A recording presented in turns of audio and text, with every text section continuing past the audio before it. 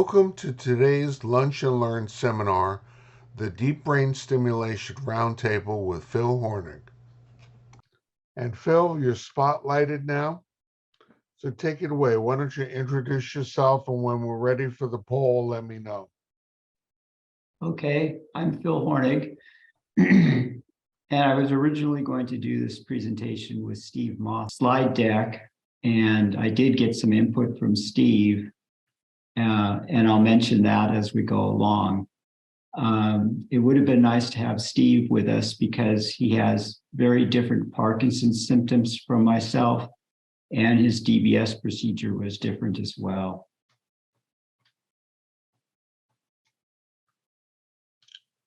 So I'm 65 years old.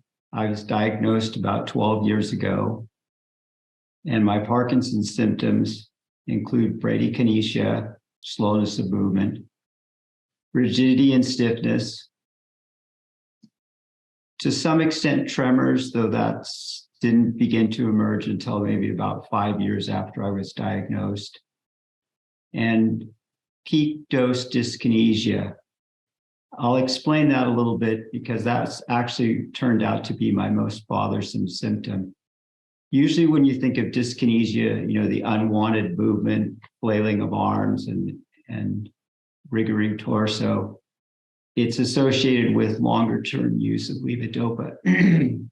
But in my case, a rather small dose of levodopa triggers dyskinesia for sometimes 2 or 3 hours after a dose of levodopa.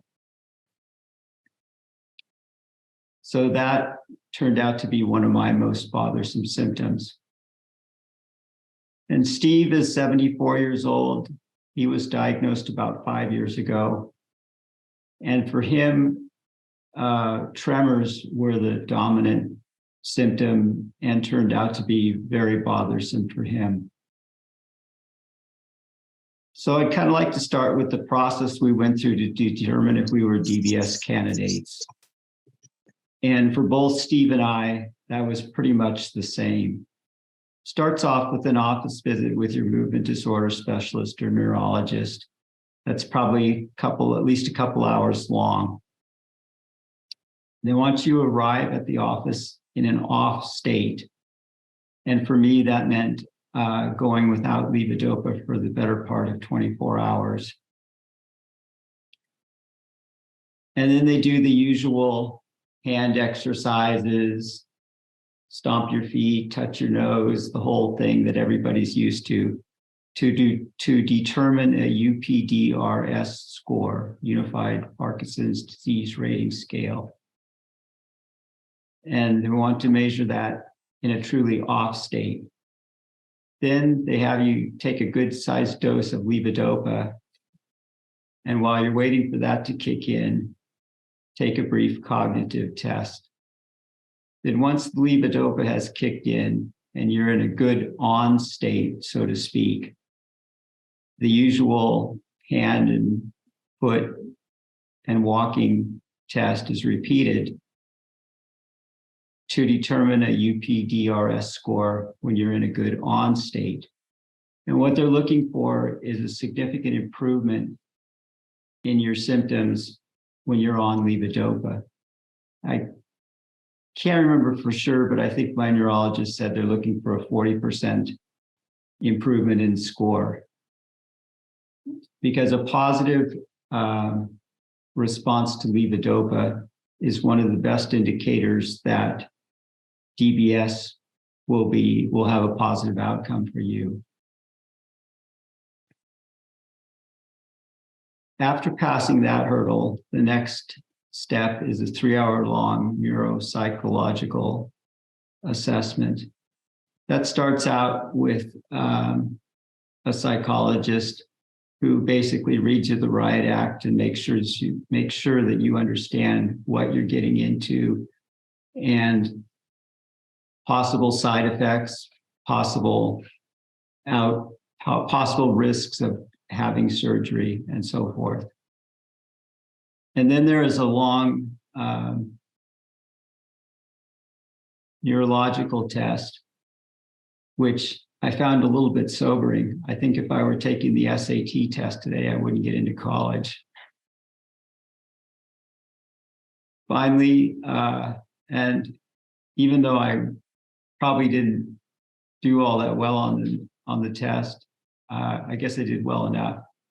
And then lastly, there's an MRI, which I think maybe to look for any previously undiagnosed brain conditions. So anyway, both Steve and I passed all those hurdles, and then we were set to go.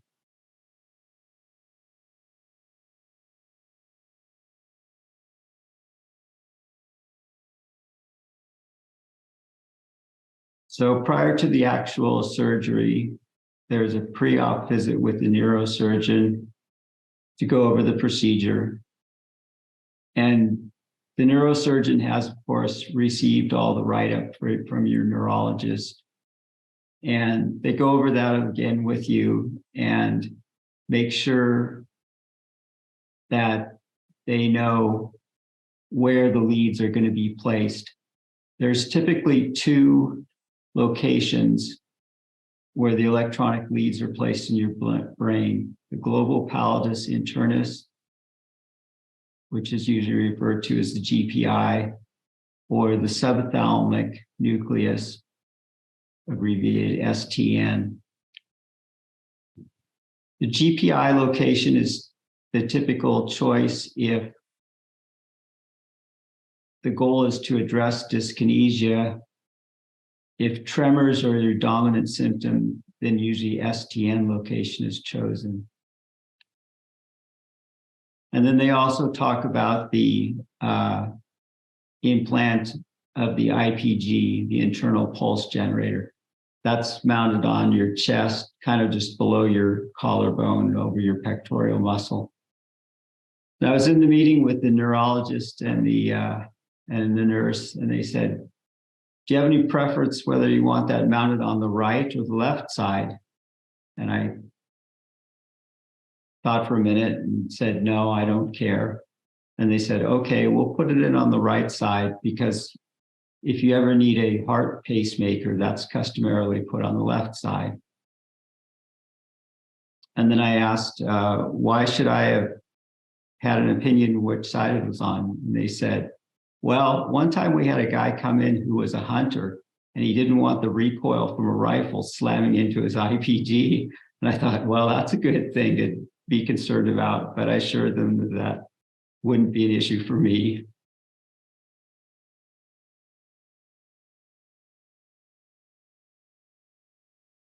So then we get into the actual surgery procedures that we went through.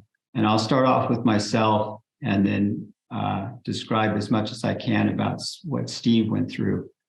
And we did have very different procedures, as I alluded to before. For me, the procedure involved two surgeries about 2 or 3 weeks apart. The first surgery is to place the electronic leads in my brain, and is done with what's called the asleep DBS procedure, meaning that you're under anesthesia the whole time. So once you're put under, I had 2 dime-sized holes drilled in my head, which are just slightly back of my hairline. Otherwise, I'd show them to you. And in the procedure that I had, those leads are placed in the target area of the brain using an MRI-guided procedure. And both sides of my brain were done at one surgery. And those holes are about the size of a dime. I think they're actually 14 millimeters. And I spent one night in the hospital, which is kind of typical for that procedure. And then after I'd had a chance to heal up from that surgery, again, about 2 to 3 weeks later, I had second outpatient surgery, and that was to install the IPG, internal pulse generator.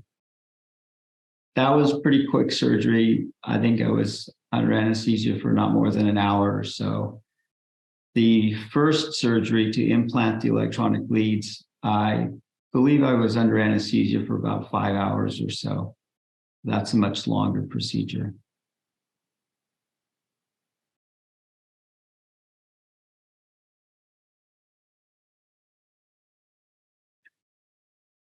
I don't know all the details of what Steve went through, but I did talk to him yesterday, and he sort of filled me in on what his procedure was like.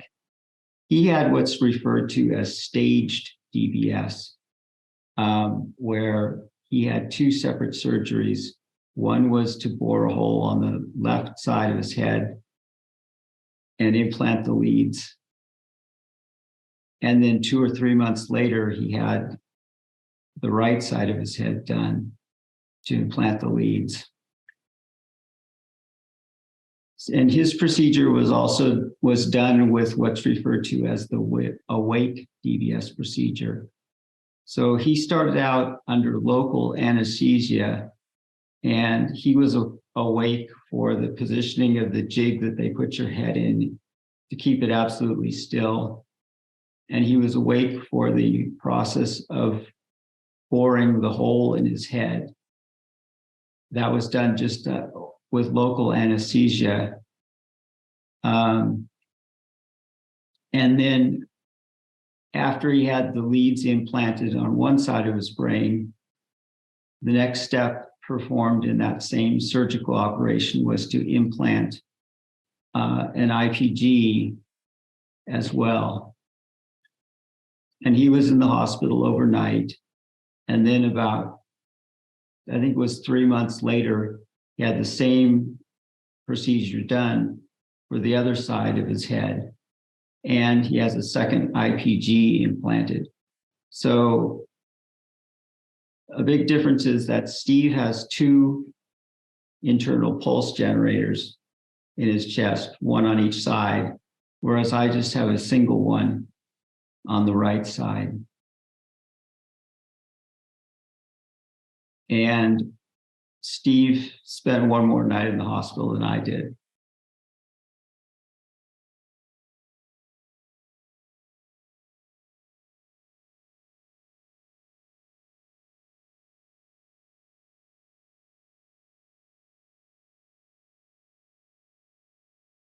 Next, I'll go over the recovery after surgery.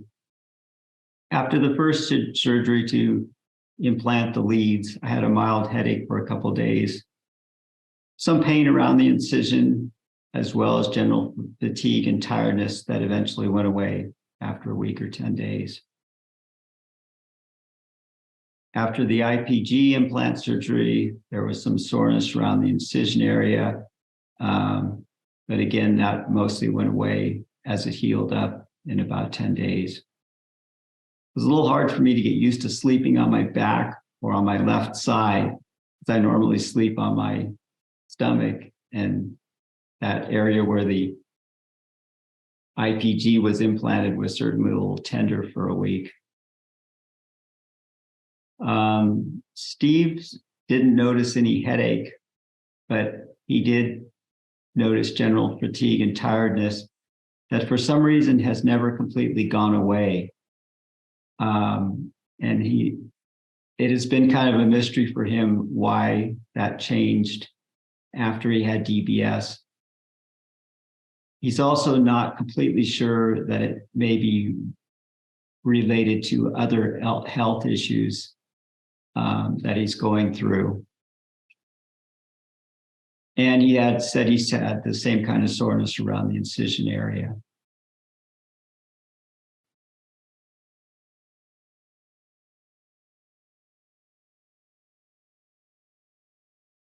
Now moving on to the hardware that we had implanted. We both have the Boston Scientific Precise system with a rechargeable battery. That's been on the market for about 5 years. I think it was FDA approved in 2017. You'll kind of hear about Boston Scientific and Medtronic. They seem to be the dominant players in the DBS hardware arena these days. There are a few other manufacturers as well. I left it up to my movement disorder specialist to determine which one to go with, and she had a slight preference for the Boston Scientific. So I went with that. And I think one of her reasons was that, at least in this part of the country, they have the best support structure in place to support patients and also clinicians. And then I had a choice whether to go with a rechargeable battery or a permanent battery. And I chose actually both Steve and I chose the rechargeable batteries because they're smaller in size and they have a potential lifespan of 15 years, as opposed to the non-rechargeable batteries, which will have to be replaced in 3 to 5 years. And to replace the non-rechargeable battery means that you have to go back in for outpatient surgery to have the IPG actually replaced.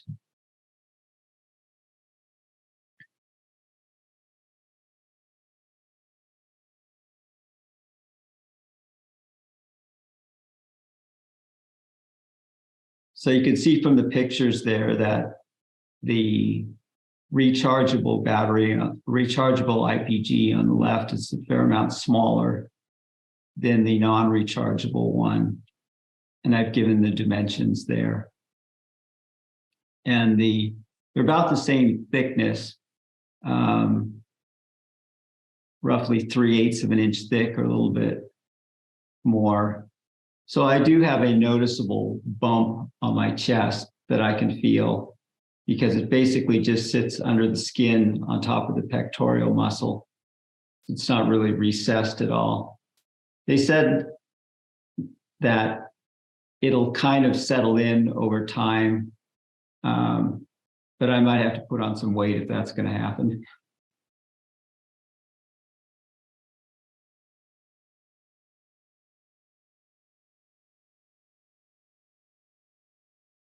The patient is equipped with a wireless remote. It communicates with the internal pulse generator via Bluetooth. And this is just a little handheld unit that's about like a TV remote control.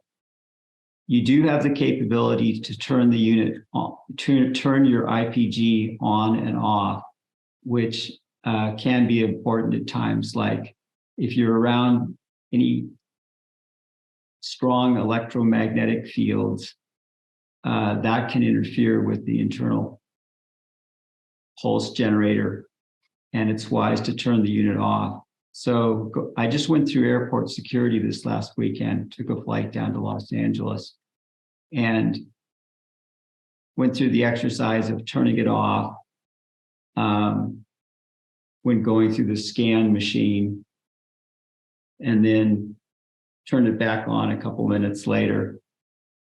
It was curious because I had never turned the unit off to this point.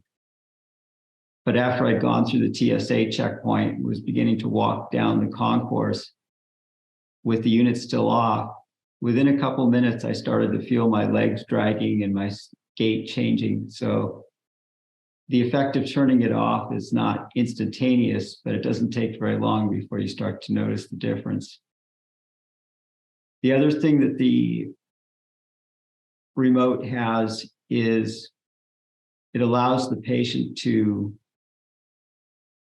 change the stimulation current levels within limits set by the clinician.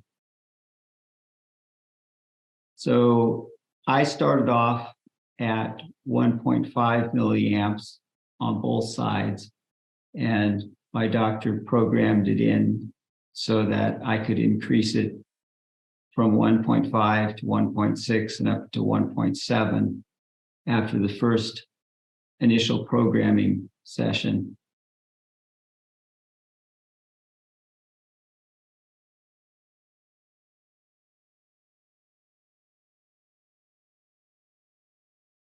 And the IPG is charged wirelessly. So on the left, there's a wireless battery charger, and that is just held up against your chest, and that charges the IPG when the charger is, when you're done with the charger, it just goes back into its little cradle, which is plugged into the wall. And then they give you this little collar thing with a counterweight on one side and the wireless battery placed in the other. And you position that so that the wireless charger is right over the IPG. And for me, it takes about 30 to 40 minutes to once a week. And it's pretty foolproof. It beeps at you if you move around too much, and it gets the battery gets too far away for the wireless charging signal to work. No, don't take it. Huh? I'm just eating now. I know. I'm gonna. And it's easy to do while you're doing some quiet sedentary activity like reading a book or watching TV. So I don't find charging the unit to be really much of a problem at all.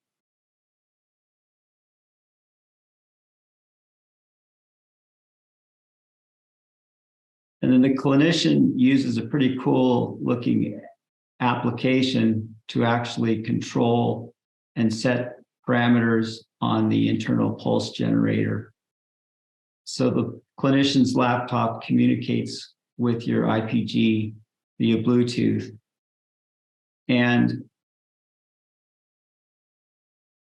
it incorporates an actual MRI from the patient. And then there is a graphical representation of the leads in your brain. So in this picture, it shows a lead, and then the part that's in red is the sphere of influence that the electrical current is making in your brain. So they've really come a long way in recent years in terms of the sophistication of the software and the application used in the programming of these devices. And the actual leads themselves have become much more sophisticated over time.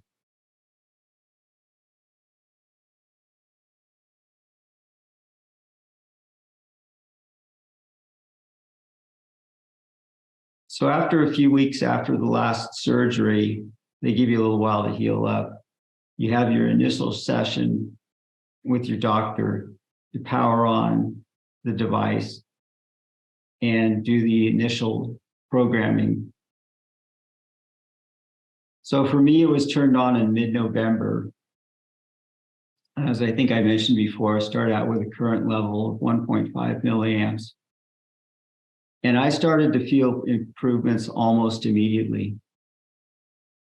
There were some funny times in that office visit, though. I was in there with my movement disorder specialist and the Boston Scientific guy.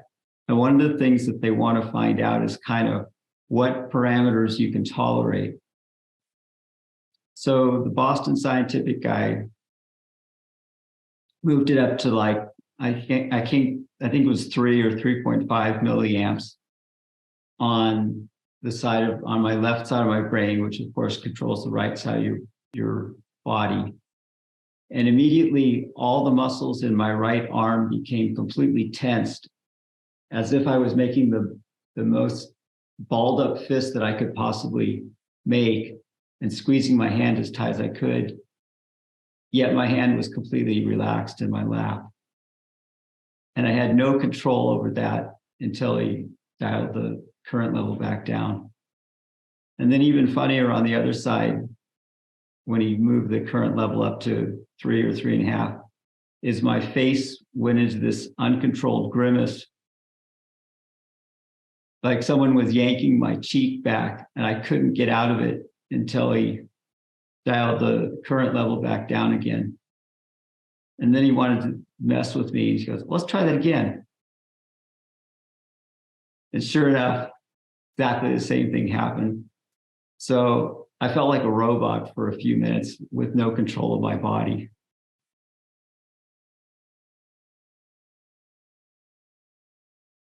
So Steve has had his device turned on for about a year now. And again, he mentioned that he started to feel improvements almost immediately. He didn't have any good stories like I did about the when they cranked it up, but he said he did feel some tightness and pulling during the initial programming session when the limits were tested. And he's currently running at 3.5 milliamps and has had 4 programming sessions in the last year.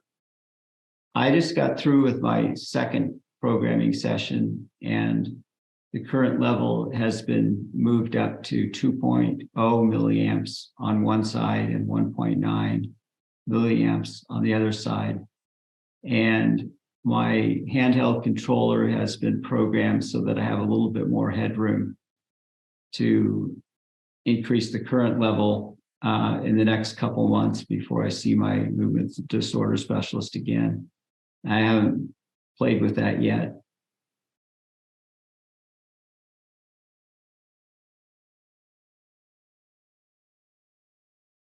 So I mentioned that both Steve and I immediately noticed benefits once the unit was turned on. So for me, I initially noticed significant improvements in gross motor movements. I could move my arms and legs much better than I could before. Slowness of movement was much less of a problem. And now I'm kind of noticing after 3 months of runtime that my fine motor skills are improving. As well as, and I also noticed almost immediately that my gait and balance improved significantly. For Steve, his dominant problem was tremor, and it immediately eliminated a very bothersome tremor that he experienced. And then he also alluded that stiffness and rigidity improved, and he noticed his handwriting got better.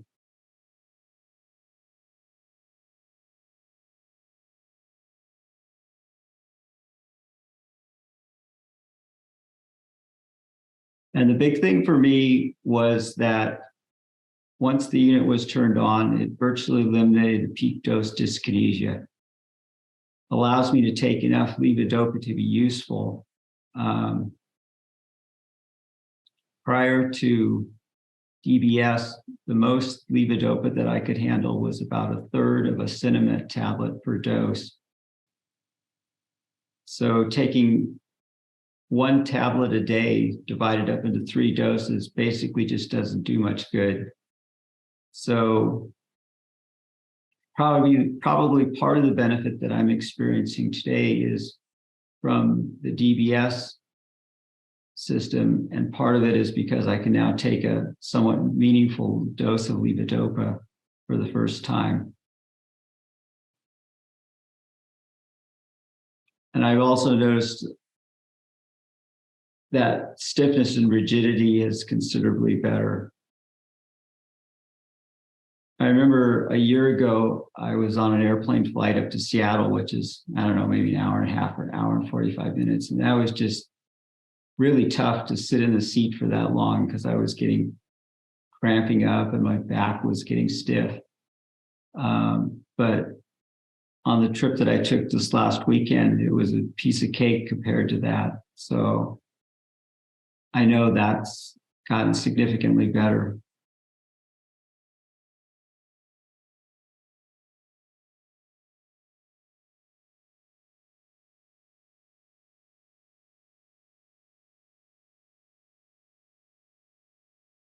So usually people who've had DBS are able to make some changes in the medication that they're taking. In a discussion with my movement disorder specialist, her goal was kind of to optimize the benefits from DBS before making major changes to medications. Though I have made some changes to this point. And, I went from taking 1/3 of a Cinemet tablet 3 times a day to be able to take a whole Cinemet tablet 3 times a day. And that alone is probably making a big difference. I take Azilect, and I probably will always take that for the rest of my life, or until they determine that it's not effective or something.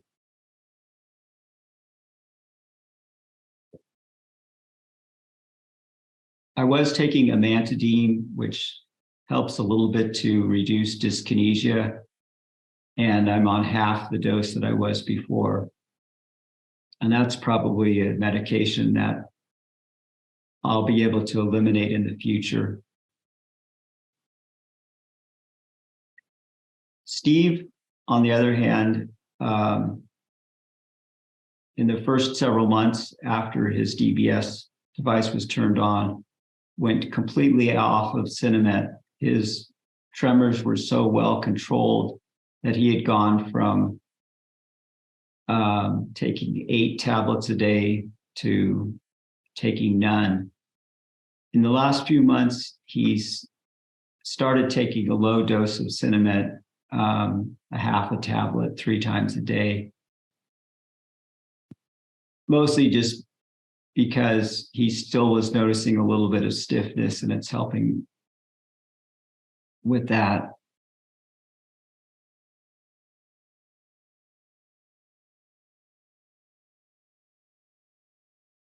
So for me, it's kind of interesting to compare how my symptoms have improved today to what they were 3 to 5 years ago. I kind of like to think of it as, how far has the clock been turned back on my symptoms? You know, am I as good as I was 3 years ago? Am I as good as I was 5 years ago?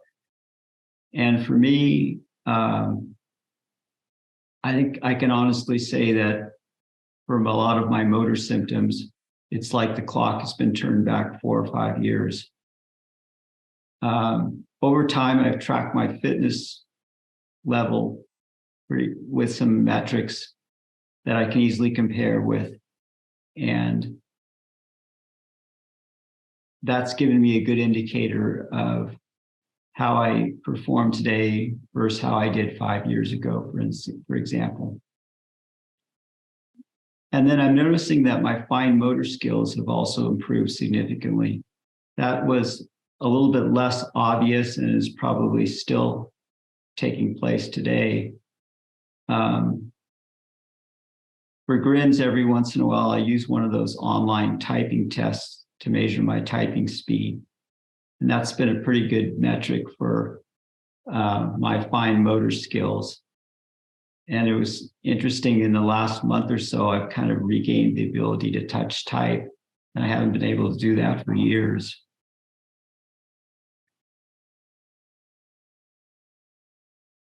For Steve, it's a little harder to tell exactly how much he's improved. For him, eliminating tremor was the big thing that he noticed, but he's also got some other health issues that may interfere with his ability to gauge exactly how much he's improved. But I remember him telling me that his tremors were getting so bad that he would wake up after 3 or 4 hours of sleep, because his tremors would actually wake him up while he was asleep. And the levodopa dose was wearing off so quickly that he had to get up in the middle of the night, take another pill, wait for it to kick in before he could go back to sleep again. So for him, tremor was really bothersome.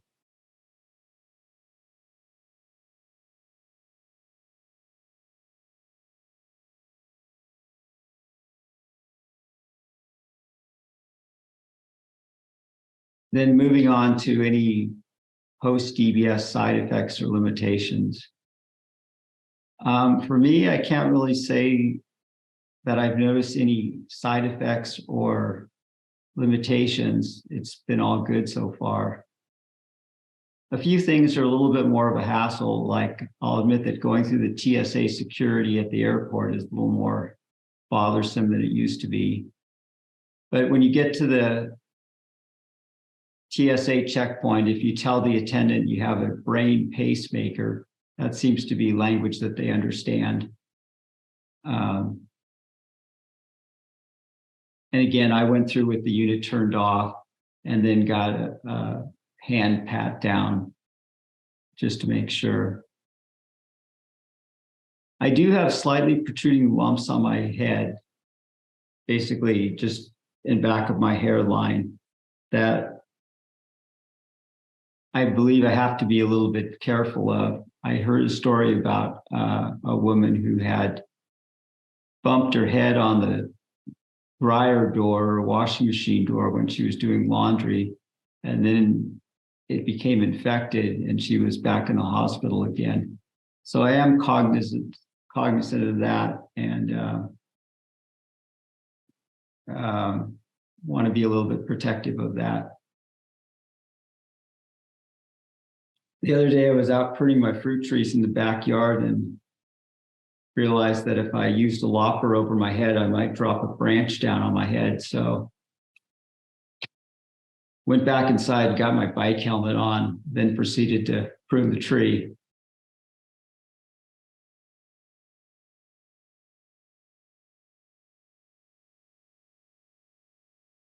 And I think to some extent, my wife has taken advantage of my improved dexterity. The other day, she said, "You're getting really good at doing the dishes. I think you could do them more often now." But otherwise, it's all been pretty good for me.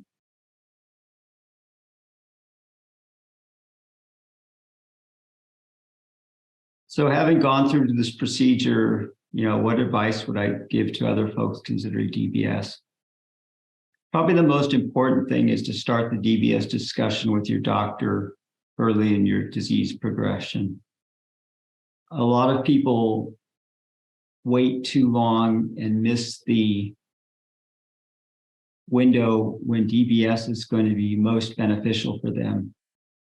Another thing that we don't really think about is as we get into our 60s and 70s, you never know when some other health condition might arise that would disqualify you from DBS. So that's also something to keep in mind. And be prepared to find out that you're not a candidate for DBS for some reason. There are various reasons why it's not the ideal treatment for everybody, or again, other health concerns may make the surgery risky. And it never hurts to learn as much as you can up front about DBS. The more you know, the better questions you'll be able to ask doctors. And it just helps to understand what you're going through. And finally, be optimistic, yet realistic about your expectations. It's one of those things, your mileage may vary. The outcome for one individual versus another could be quite different.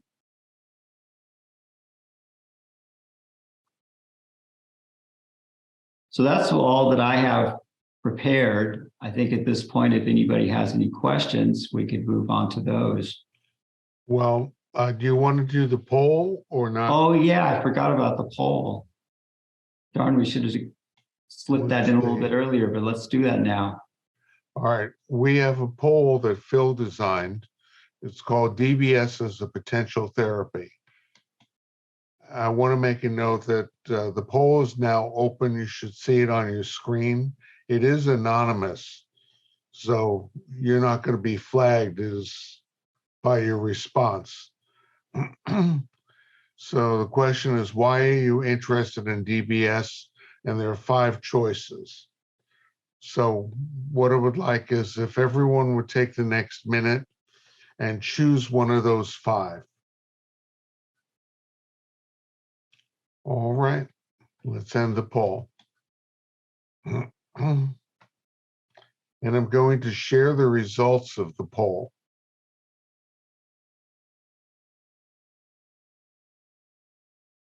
So here's what we have. So 12 out of 12 participants answered. It's fairly equal. 25% of people said I'm in the early phase of learning about DBS as potential therapy. 17% have already had DBS and I'm interested in learning more. 17%, two people said I'm a caregiver gathering information about DBS. That's interesting. My doctors recommended that I consider DBS. That's two people there. And none of the above, three people. I guess we needed some additional choices. Well, you know, Maybe none of the above would have found another home. maybe it's possible. But what you see here is it's pretty well distributed. I didn't realize we had, so we have a few people who've already had DBS here. So I'm going to stop sharing. Do you want me to keep this on the screen or not, Phil? Oh, I think we got the gist of it now. Okay, there was one question. There was one question in the chat. At this point, it was, where were the surgeries done? And one of the things that we could do, Phil, now is hop back and forth between the slideshow and stop the screen sharing so people could see everyone. Okay, I'll stop sharing my screen here. That way people can see everyone. Switching over to gallery view so I can see people. Mm-hmm. I had my procedure done at Stanford Hospital, and Steve had his done at Kaiser's Neurosurgery Center. And tell us a little bit about the whys and wherefores of where this was done. Because I remember you went into a lot more depth about that in our previous conversations. I mean, beyond just where I was. Yeah, I mean, what surgeon why did they use one type of DBS versus another? Was it a consideration of the healthcare plan, of the type of symptoms that you or Steve had, etc.? I don't know the answers to all of that. Some facilities may not have all the equipment to do the asleep method of DBS, since that's completely MRI guided and done with instrumentation. The awake procedure was what was initially done starting out after DBS was FDA approved back in 2002, I believe. So I don't know all the reasons why one facility would do awake DBS versus sleep DBS. After I compared notes with Steve about being awake for the part while the hole was bored in his head, I think I'm glad I was asleep. I think I can live without knowing exactly how that went.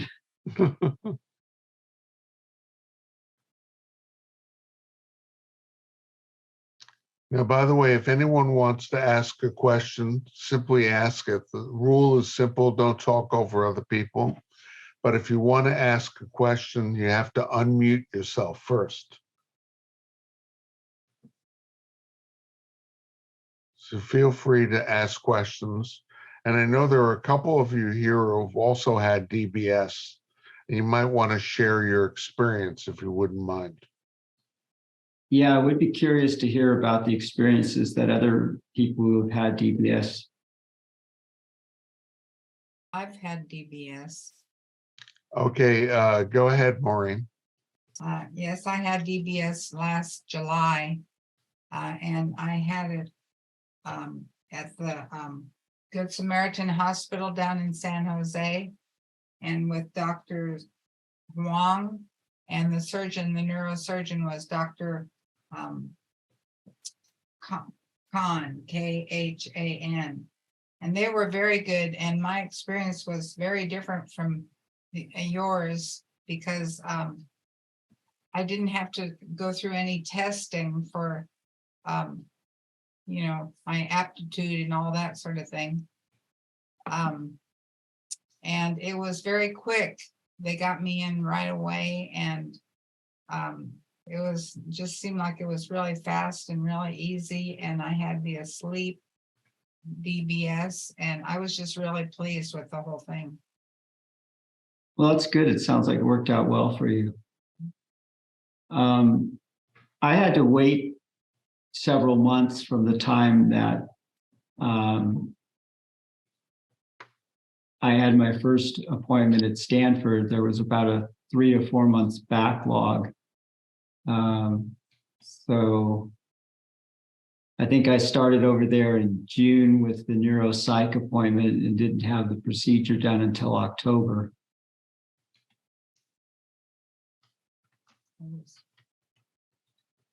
All right, Walter, you have your hand up. I do. I have had a considerably different journey. I've had essential tremors, or at least that's how I was diagnosed, since my early 20s. So in 2015, I finally had DBS.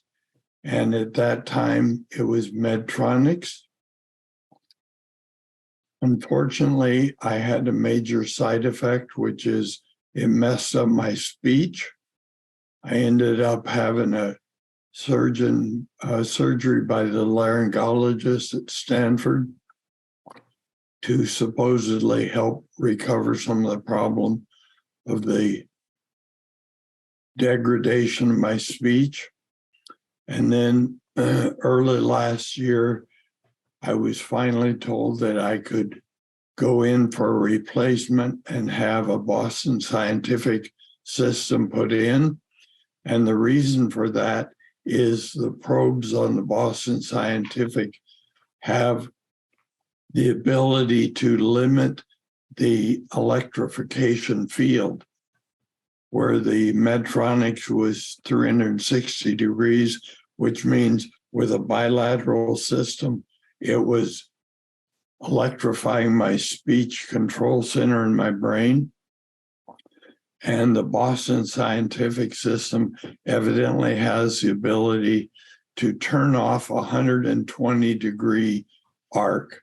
So if you turn off 120 degree on the right, 120 degree on the left, you get less less electrification of your speech control.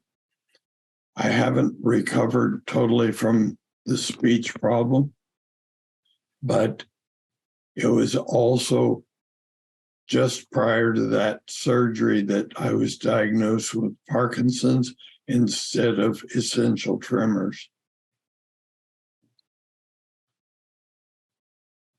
Interesting. Yeah, I think the Boston Scientific leads are referred to as directional leads, which give them that capability that you mentioned. And I'd also read that degradation of speech has been a common side effect of DBS. When I first brought it up, the surgeon and his staff denied that could be a problem related to the DBS. But after insisting for several months, they finally acknowledged that 3%, that is the side effect percentage, that can impact your speech, especially on bilateral probes. Yeah, I remember talking to somebody else one time who'd had DBS done at least a dozen years ago, and he said, if they tune it one way, I can walk better, but I can't talk as well. If they tune it the other way, I can talk better, but I can't walk as well. That's a tough choice. Yeah, exactly.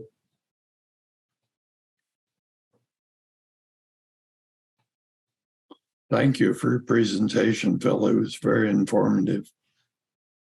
Well, you're welcome. Well, we're open to any other questions that you have.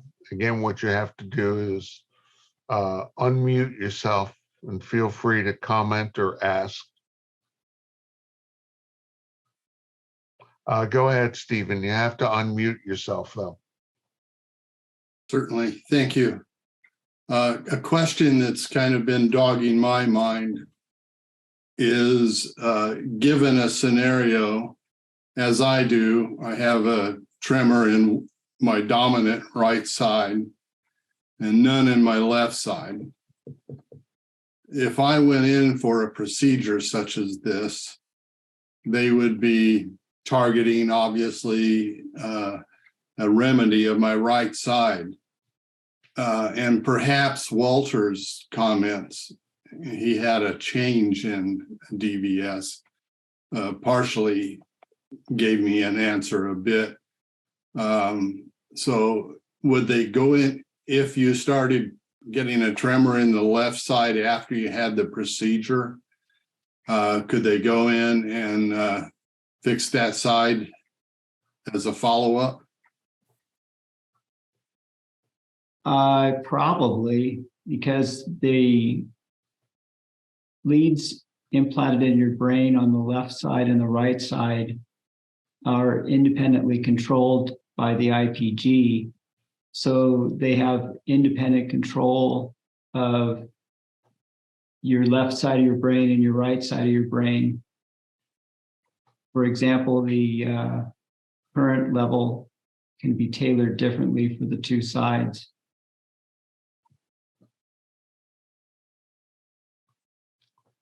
It would probably be a question to ask your doctor for sure, but generally the systems are designed so that the control of the left side and your right side of your brain is independent. Thank you. Maureen, did you have bilateral? You have to unmute yourself, Maureen. I had both done at the same time, both sides. Yeah, from what I read, most people have both sides of their brain done. I think long ago, they occasionally used to do one side and then wait sometimes years later before doing the other side, but that doesn't seem to be the case anymore. You know, as I read various articles, some of them going back a decade or more, there's obviously been a lot of improvement in the technology and also just the procedures of how they do the implants. And I'm sure moving forward, the technology will continue to improve. Reading about some of the new stuff that they're working on are leads that provide feedback back to the IPG to so that they could have sort of a smart system to tailor the stimulation level based on your needs at that time.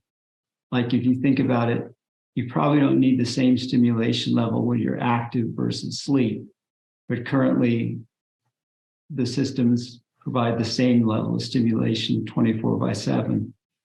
But that's an interesting concept that will probably be enhanced in the future. Hi, Phil. This is Abraham Raja. Hey, Abraham. Yes. Thanks for your presentation. Thanks for preparing the slides. It was excellent. Thank you. You're welcome. I have one quick question. You talked about the milliamps. On one side, you had 2.0, and on the other, 1.9. Right, that's what I'm at currently.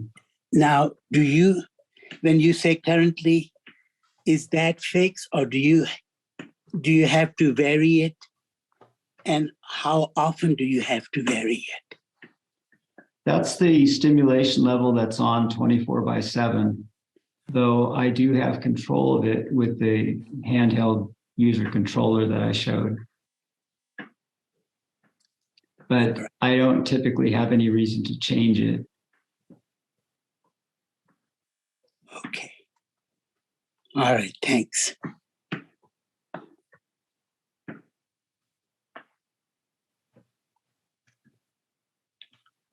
Well, this is bringing us near the close of our lunch and learn today and roundtable. It's gone by very, very quickly. Been an excellent presentation. I'm curious, would any of you like to see a follow-up DBS support group or roundtable? Yes, I would. Okay, so if you would, just raise your hand. By the way, there's a reaction button that allows you to raise your hand. It'll put up an icon of a raised hand. You can also physically raise your hand and wave it wildly like I'm doing now. It's not a scientific method, but it does work. Mhm. Yeah, okay, we have several people. See Nick as well. Okay, Maureen, me, Stephen. Can't find the button. And okay, Gil. It's under reactions. Mhm. Definitely. Yeah. Okay. Well, this brings us to the close of our presentation. Phil, if people have specific questions, is it okay if they email you? Sure, that's fine. I think my email address was listed in the Shaky Times article. So Yes. Mm-hmm. if anybody wants to shoot me a message with some follow-up question, I'd be happy to answer that. Yeah, I think DBS is obviously something that people explore over a period of time, for the most part, not everyone. Well, So- yeah, I'll admit that it's a little scary when you think about getting holes drilled in your head. That takes a little thought to get used to. Even though they refer to it as minimally invasive surgery, it doesn't sound like it when you think about it. Mm-hmm. So it certainly doesn't sound like you regret any of the DBS stuff you've done. No, I have no regrets. I suppose if my outcome hadn't been as successful, then it might be a different story. Okay. I want to let people know that this whole presentation has been recorded. We'll have it up on our YouTube channel in the cloud within 48 hours so that you can watch it, or you can share this presentation with friends or others that you are considering DBS with. So this has been very powerful, very worthwhile. Thank you very much, Phil. Thank you all for participating in today's Lunch and Learn DBS Roundtable. Thanks, Rick. Okay. Thank you. Excellent. Thank you very much, Phil. You're welcome. Thank you very much. Okay, we're gonna leave. Here. Thank you. A little. Oh, I thought we left. Leave meeting.